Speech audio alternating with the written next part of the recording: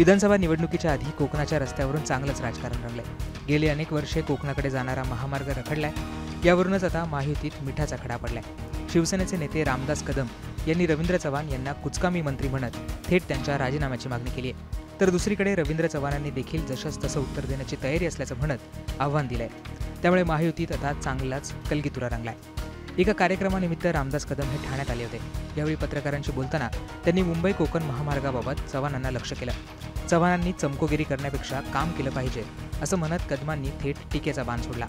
या बाणाने जखमी झालेल्या चव्हाणांनी मुख्यमंत्र्यांनाच युती धर्माची आठवण करून दिली। विशेषतः माझ्या मनामध्ये एक दुःख आहे की 14 वर्षानंतर प्रभू रामाचा देखील वनवास संपला, पण मुंबई गोवा रस्त्याचा आमचा अजून वनवास संपत नाही।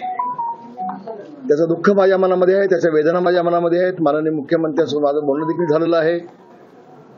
एक शिष्टमंडळ घेऊन मी स्वतः गडकरी साहेबांना जाऊन देखील भेटणार आहे की स्वतः तुम्ही आता लक्ष घाला। हा जो बांधकाम सार्वजनिक बांधकाम मंत्री आहे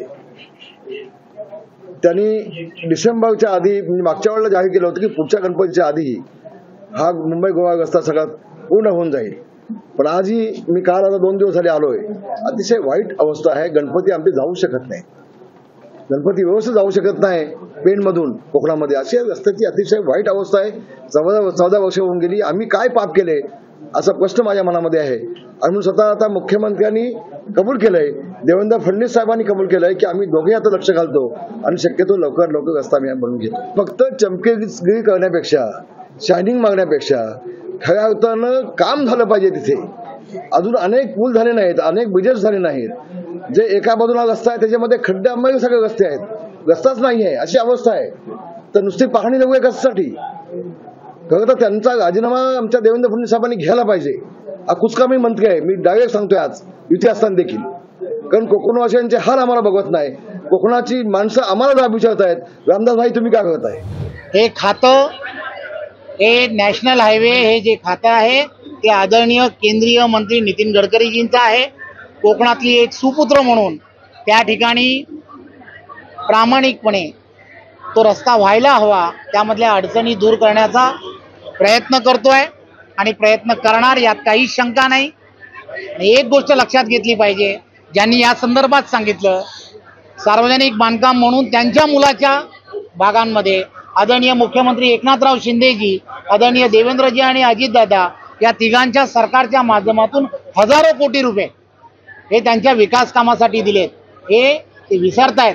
त्यांनी त्याबद्दल माझं खरं तर अभिनंदन करायला हवं।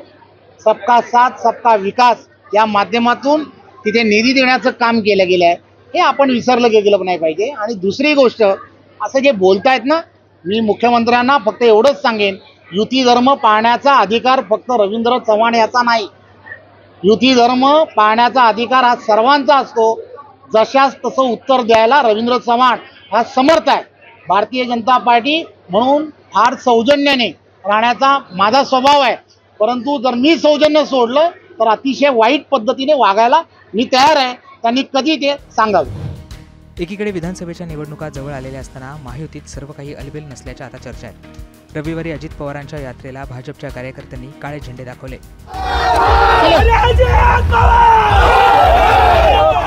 त्यावरून देखील युतीत वादाची ठिणगी पडली। त्यामुळे आता हा मुंबई कोकण महामार्गावरून सुरू झालेला वाद शमतो की महायुतीची गाडी वेगळ्याच दिशेला जाते, हे येत्या काळात समोर येईल। तुम्हाला या सगळ्याबाबत काय वाटतं हे आम्हाला कमेंट करून सांगायला विसरू नका। ब्युरो रिपोर्ट, मुंबई तक।